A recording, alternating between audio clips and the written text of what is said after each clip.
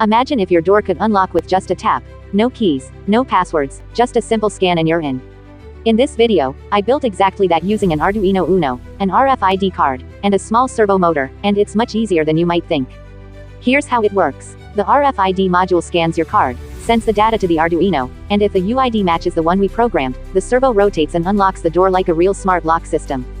But if it's the wrong card, access is denied. The best part is you can build this yourself with just a few basic components and simple wiring. I'll walk you through connecting everything, uploading the code, and testing it step by step so you can see it working in real time.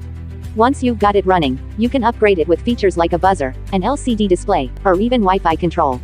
This isn't just a project, it's your entry into building your own smart home security system. If you find this interesting, make sure to like, subscribe, and let me know what I should build next.